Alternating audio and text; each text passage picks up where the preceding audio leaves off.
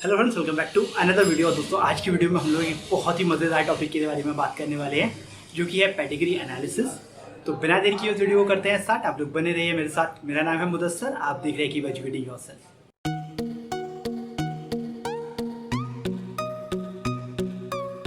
Alright gents, तो बहुत सारे यार नीट वाले स्टूडेंट्स ने रिक्वेस्ट की थी ये वीडियो बनाने के लिए। So there I am. ये वीडियो नीट वाले स्टूडेंट देख सकते हैं, बोर्ड वाले भी देख सकते हैं, या फिर अगर आप कोई बड़ा exam like net in life sciences देने वाले हो तो भी आपके लिए ये वीडियो यूजफुल रहेगा। ये वीडियो मैंने बनाया है मोस्टली एनसीईआरटी से और थोड़ा बहुत इंटरनेट से भी इस वीडियो को बनाने के लिए हेल्प ली गई है।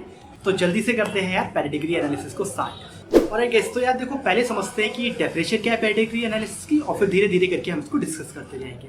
तो जैसे कि देखो आपको स्क्रीन पर दिख रहा होगा, the analysis of inheritance of a particular trait in several generations of a family.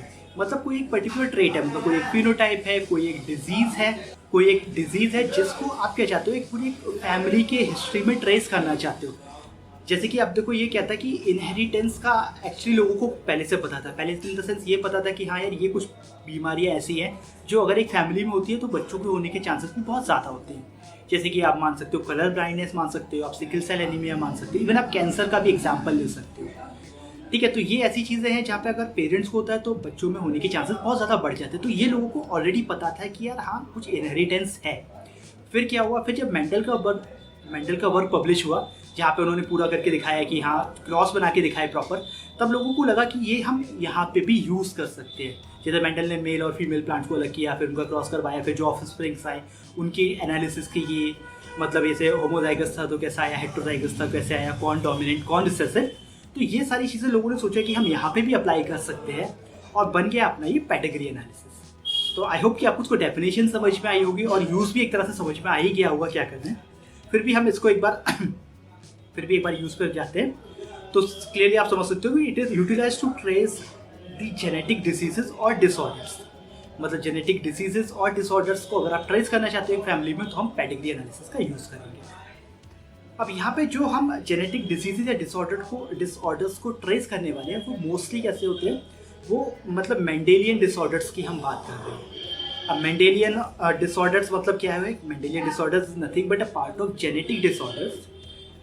या फिर और सिंपल बनाते हैं, देखो यार, जितने भी डिसऑर्डर्स ऐसे हैं जो कि आपके डीएनए में चेंजेस या फिर म्यूटेशंस होने की वजह से हो रहे हैं, उन्हें हम कहते हैं जेनेटिक डिसऑर्डर्स। अब जेनेटिक डिसऑर्डर्स को हम लोग ब्रॉडली 2 कैटेगरीज में क्लासिफाइड कर सकते हैं, Mendelian disorders and chromosomal disorders. ठीक है, तो मेंडेलियन डिसऑर्डर्स मतलब जो कि इनहेरिटेंस पैटर्न को शो करते हैं कि अगर पेरेंट्स में है तो ऑफस्प्रिंग्स में आ सकते हैं, वो उस तरह के इनहेरिटेंस को हम लोग बोलते हैं मेंडेलियन इनहेरिटेंस। तो जो पेडिग्री एनालिसिस है वो आपको मेंडेलियन इनहेरिटेंस के लिए ही यूज़ करना है। अब जैसे एग्जांपल क्या क्या आ सकते हैं आपको पेडिग्री एनालिसिस के केस में, आपको कोई ऑटोसोमल डोमिनेंट आप डिजीज़ के बारे में पता लगा सकते हैं, ऑटोसोमल रिसेसिव के बारे में पता लगा सकते हैं, एक्स लिंक मतलब सेक्स क्रोमोसोम लिंक्ड डिजीजेस के बारे में पता लगा सकते हैं, जो कि डोमिनेंट और रिसेसिव दोनों हो सकता है।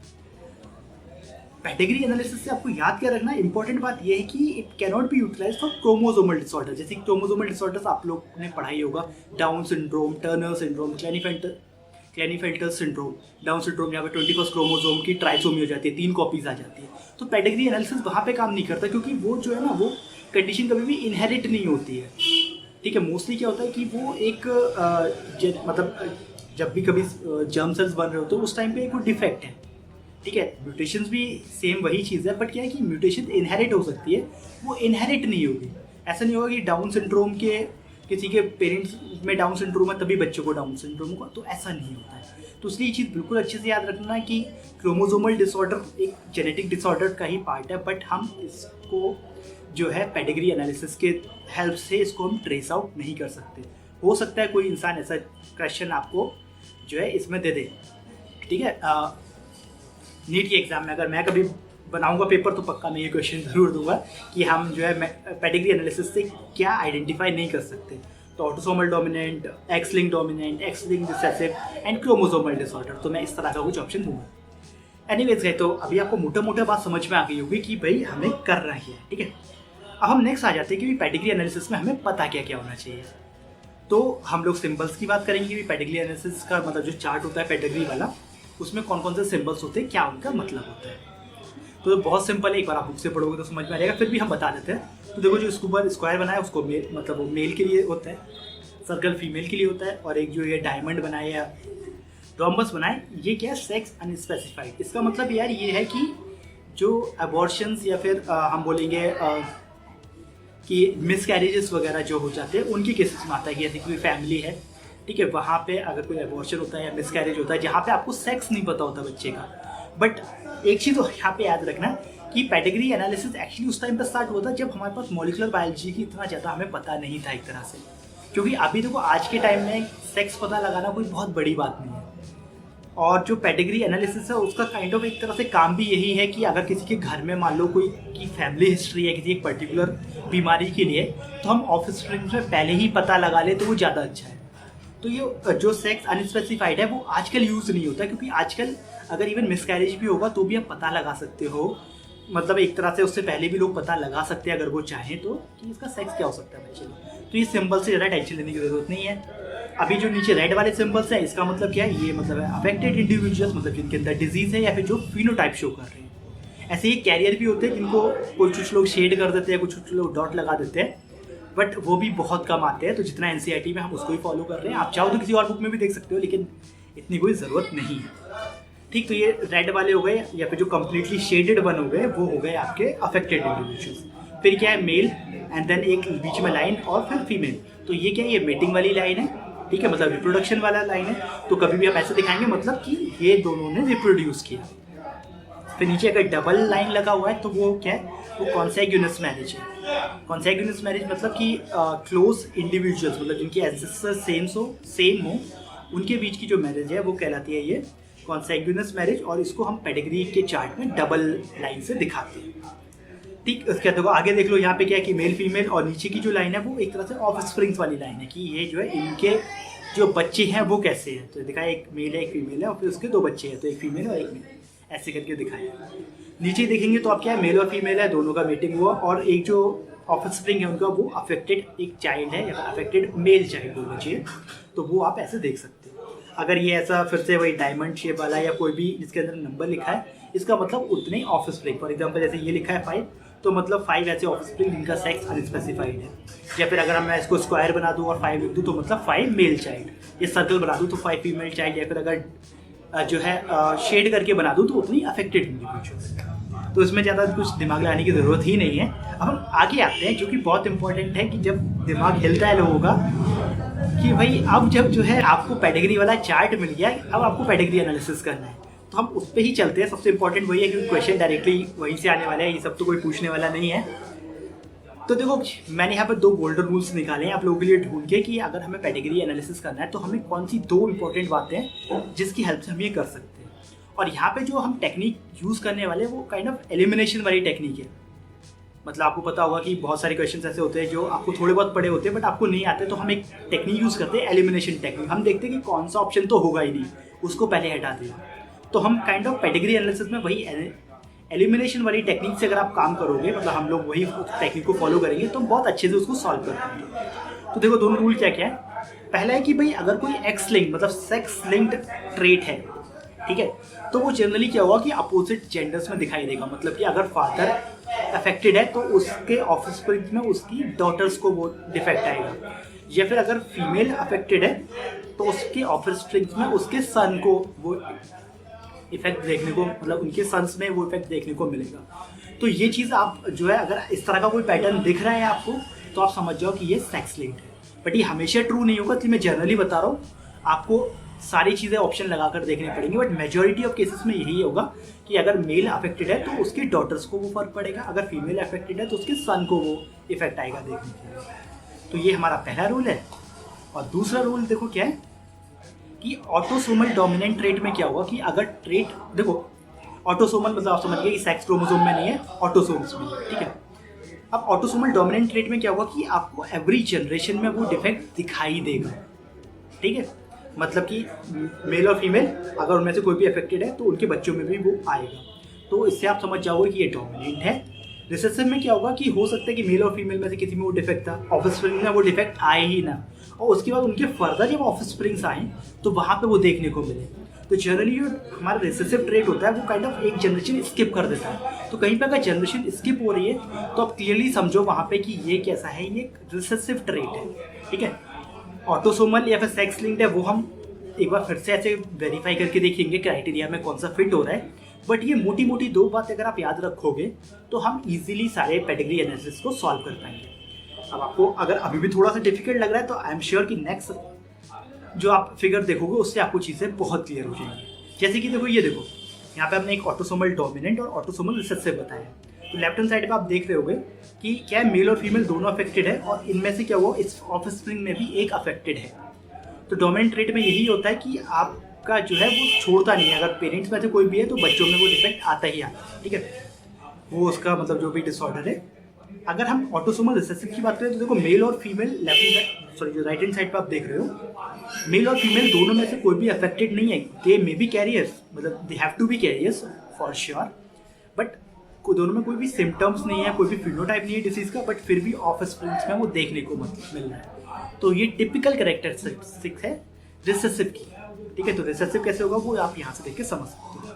सिमिलरली देखो सेक्स लिंक में देख लो, तो एक्स लिंक में देखा आपने फीमेल अफेक्टेड थी तो उसका देखा मेल इंडिविजुअल अफेक्टेड हुआ, देखो लेफ्ट साइड पे, और फिर मेल अफेक्टेड था तो उसके बाद में देखो फीमेल्स में सारे में वो डिफेक्ट आया। तो वही मैं समझाने की कोशिश कर रहा था कि मेजोरिटी में ऐसा ही होता है। और यहाँ पर देख लो कोई भी जनरेशन छूट नहीं रही है, कोई भी जनरेशन छूट नहीं रही है, मतलब डोमिनेंट है। अब इसी की जो नेक्स्ट वाली फिगर है वो एक्चुअली उतनी अच्छी नहीं है, वहाँ पे भी आपको एक्स लिंक्ड वो कैसा लगेगा, डोमिनेंट ही लगेगा। तो ये वाले को थोड़ा सा इग्नोर कर देना, ये मैंने एक वेबसाइट से ली हुई है। अब हम कुछ एग्जाम्पल सॉल्व करते हैं जिससे क्या होगा आपको एकदम क्लियरिटी आ जाएगी, मतलब जिंदगी एकदम जो है ना पानी की तरह साफ हो जाएगी। चलो लॉकडाउन है, सब साफ हो रहा है। तो देखो जैसे कि ये मैंने एग्जाम्पल उठाया है, आप लोग देख के ही समझ गए होंगे कि ये एनसीईआरटी का एग्जाम्पल है। अब देखो यहाँ पे हम एक एक पॉइंट को लेकर जो हमने दो गोल्डन रूल्स बताए थे उनको लेके समझेंगे कि कैसे इसको सॉल्व करें। अब हमें क्या दिख रहा है कि देखो सबसे पहले पेरेंट्स में से क्या हो रहा है, फीमेल जो है वो अफेक्टेड है, ठीक है, मदर। उसके बाद में डिफेक्ट कहाँ पे आ रहा है, एक मेल में आ रहा है और एक फीमेल में आ रहा है। तो मोस्ट प्रोबेबली चांसेस है कि ये सेक्स लिंक नहीं हो सकता, क्योंकि सेक्स लिंक होता तो फीमेल से मेल में ही आना चाहिए था, बट फीमेल में भी आ रहा है। थोड़ी देर के लिए एक चीज़ और यहाँ पे इंपॉर्टेंट है कि एक एक आपको फैमिली को अच्छे से एनालाइज करना पड़ेगा। ऐसा नहीं है कि सबसे ऊपर वाले और उनके ऑफस्प्रिंग से देख के आप बता दोगे। अब देखो बीच में भी आपको दिख रहा है कि जो दो बीच में जो बना हुआ है, तो यहाँ पे क्या है कि दोनों के दोनों नॉर्मल है, मतलब जो मेल था इस फैमिली से वो नॉर्मल दिखाई दे रहा है हमें, और एक फीमेल नॉर्मल से उसका जो है मीटिंग हुआ है, और उसके बाद में जो ऑफस्प्रिंग है वो भी नॉर्मल निकल कर आ रहे हैं। इसके अलावा जो वो वाला जो फीमेल थी जो राइट हैंड साइड पर आपको दिखाई दे रही है, यहाँ से देखोगे कि उसकी मीटिंग किसकी हो रही है, रिप्रोडक्शन हो रहा है एक नॉर्मल मेल के साथ, और फिर भी फीमेल अफेक्टेड है। तो यहाँ पे हमें एक चीज़ क्लियरली दिखाई दे रही है कि ये सेक्स लिंक नहीं है। सेक्स लिंक में जनरली क्या फॉलो होता है, अपोजिट सेक्स वाला फॉलो होता है, वो यहाँ पे नहीं होता है। दूसरी चीज़ यहाँ पे इंपॉर्टेंट क्या बात हमें समझ में आई कि ये डोमिनेंट ट्रेट है। डोमिनेंट क्यों है, क्योंकि देखो कोई भी जनरेशन स्किप नहीं हो रही है, पहली जनरेशन में था तो दूसरी में भी इफेक्ट आ रहा है। इसी तरह से आप जो राइट हैंड साइड में देखोगे जहाँ पे फीमेल अफेक्टेड है, उसके एक नॉर्मल इंडिविजुअल से मीटिंग के बाद भी उसके बच्चों में ऑफस्प्रिंग में वो डिफेक्ट आ रहा है, दैट मीन्स ये डोमिनेंट है, ठीक है। एक सिंगल एलील से ही हमारा काम चल जाता है। तो डोमिनेंट का मतलब ही यही होता है कि एक अकेला एलील है वही सारा काम कर देगा। तो इसका मतलब हमें एक चीज़ क्लियर हो गई कि ये डोमिनेंट है। डोमिनेंट है इसका मतलब हम दो ऑप्शन कैंसिल कर सकते हैं कि मतलब ये ऑटोसोमल रिसेसिव हटा दो और एक्स लिंक्ड रिसेसिव हटा दो। और क्योंकि हम ये चीज़ ऑलरेडी समझ चुके हैं कि ये सेक्स लिंक नहीं है, वरना मोस्टली क्या होता है हमें अपोजिट जेंडर में वो चीज़ देखने को मिलती जो कि नहीं दिख रही है। तो क्लियरली आंसर क्या है, ये है भाई ऑटोसोमल डोमिनेंट। ऑटोसोमल डोमिनेंट है, एग्जाम्पल इसका जो है मायोटोनिक डिस्ट्रॉफी है, मतलब एक तरह की ये मस्कुलर डिस्ट्रॉफी का ही पार्ट है। तो ये आपकी एनसीईआरटी का एग्जाम्पल था, तो आप समझ के देखो ऑटोसोमल डोमिनेंट। सिमिलरली अब हम दूसरे एग्जाम्पल पे आते हैं। अब यहाँ पे देखो क्या हो रहा है, क्लियरली आप पहली चीज़ से देख के समझ जाओगे कि मेल और फीमेल ऊपर नॉर्मल दिखाई दे रहे हैं हमें, दे मे बी कैरियर, बट हमें नॉर्मल दिखाई दे रहे हैं। और उसके बाद क्या हो रहा है, इंडिविजुअल्स में वो डिफेक्ट देखने को मिल रहा है, कुछ ऑफस्प्रिंग में दिख रहा है, कुछ नहीं दिख रहा है। प्लस इसके अलावा कोई, क्योंकि मेल और फीमेल में जब कुछ जो स्टार्टिंग वाले हैं जहाँ से आप स्टार्ट कर रहे हो, ठीक है, उधर कुछ नहीं है, तो डेट मीन्स कि ये सेक्स लिंक नहीं हो सकता है। क्योंकि सेक्स लिंक होता तो हमें कुछ अपोजिट सेक्स या ऐसे कुछ दिखाई देता जो नहीं दिख रहा है। उसके अलावा एक इंपॉर्टेंट हमें क्लू क्या मिल रहा है यहाँ पे, कि जो बीच वाला एक जो देखो यहाँ पे आप देखोगे दो अफेक्टेड के बीच में जो है, जो एक फीमेल अनअफेक्टेड चाइल्ड है, उसकी जब एक मीटिंग हो रही है एक नॉर्मल मेल के साथ में, तो भी उनकी ऑफस्प्रिंग में वो डिफेक्ट देखने को मिल रहा है। तो ये टिपिकल कैरेक्टरिस्टिक है रिसेसिव डिसऑर्डर की। रिसेसिव हमने क्या बताया था कि एक जनरेशन छोड़ के दिखाई देता है। दैट मीन्स हम यहाँ पे दोनों डोमिनेंट वाले ऑप्शन कट कर सकते हैं, और हमें एक चीज़ ये भी समझ में आ गई कि यहाँ पे कोई ऐसे अपोजिट सेक्स ऐसा कुछ फॉलो नहीं हो रहा है, तो ये एक्स लिंक भी नहीं है। मतलब सीधा सीधा क्या है, ये है ऑटोसोमल रिसेसिव। एग्जाम्पल क्या है, सिकल सेल एनीमिया। आप देख सकते हो सिकल सेल एनीमिया में ऐसे ही होता है, जो है आपका ऑटोसोमल रिसेसिव ट्रेट है। इसका मतलब एटलीस्ट 2 एलील की रिक्वायरमेंट है वो ट्रेट को शो करने के लिए, ठीक। और कैरियर्स हमेशा नॉर्मल। तो आई होप आपको ये समझ में आया होगा। अब और एग्जांपल लेते हैं। अब जैसे कि फॉर एग्जाम्पल ये एग्जांपल देखो, ये मैंने खान अकेडमी की वेबसाइट से लिया हुआ है। यहाँ पे क्या दिख रहा है आपको कि ऊपर मेल और फीमेल दोनों में से नॉर्मल दिख रहे हैं दोनों, बट उनके एक ऑफस्प्रिंग में वो डिफेक्ट आ रहा है, ठीक है। उसके अलावा बाकी के नॉर्मल है, और नॉर्मल में भी बाद में वो डिफेक्ट देखने को हमें मिल रहा है। तो यहाँ पे हम एक तरह से बोलें तो यार ये भी फिर से वही जनरेशन स्किप करने वाली बात हो रही है। डेट मीन्स ये कैसा है, ये है भाई रिसेसिव, ठीक। तो एक चीज़ हमारी क्लियर हो गई, ये रिसेसिव है, मतलब कि डोमिनेंट के दोनों ऑप्शन कट। अब हमारे पास क्वेश्चन आता है कि भाई ये एक्स लिंक्ड है या ऑटोसोमल है। अब यहाँ पे अगर आप जो देखोगे तो जैसे कि मैंने बताया था, एक्स लिंक्ड में क्या होता है कि फीमेल से मेल में या मेल से फीमेल में जाता है, बट वो यहाँ पे देखने को नहीं मिल रहा है।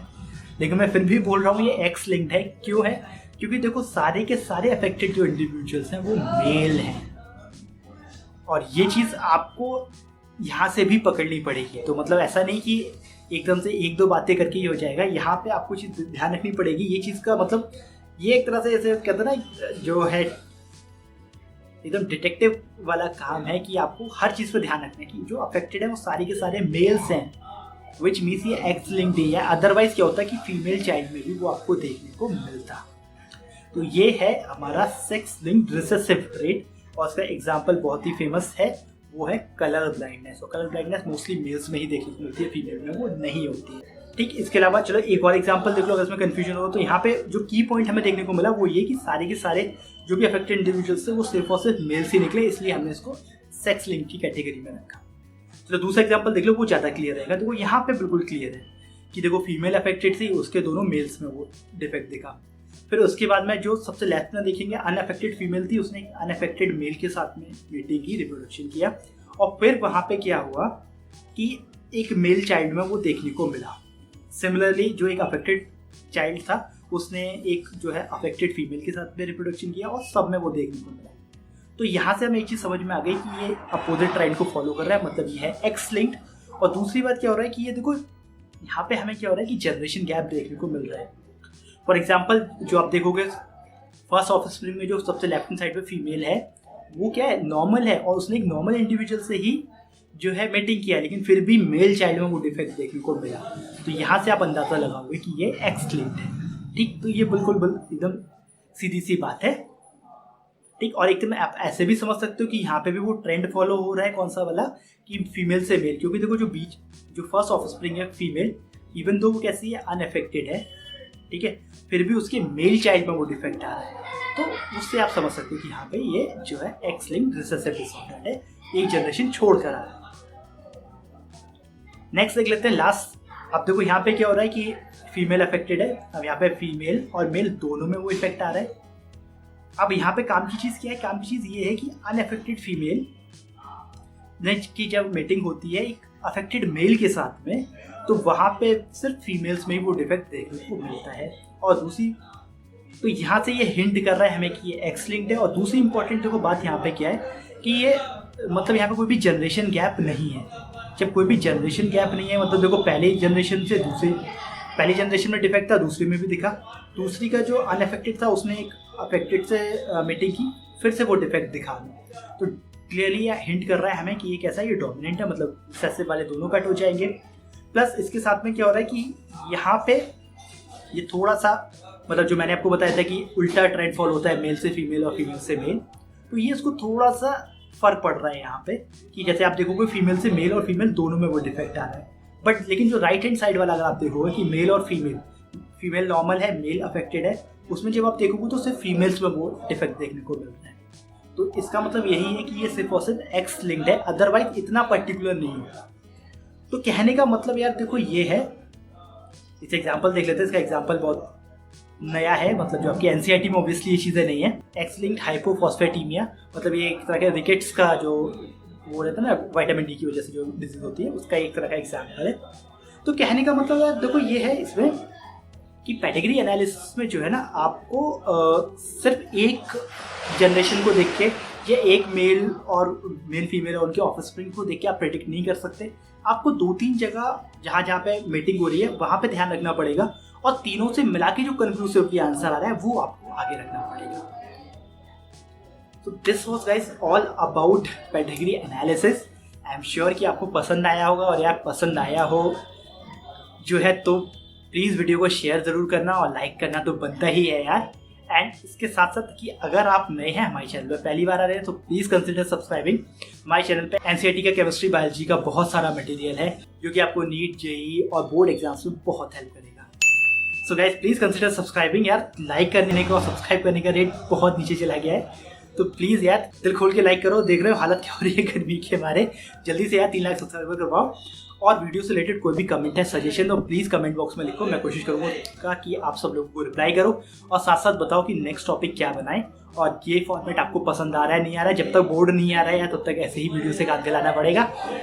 सो with that guys, thank you so much for watching. Keep educating yourself, educate others too. I will see you guys in the next video. Till then take care.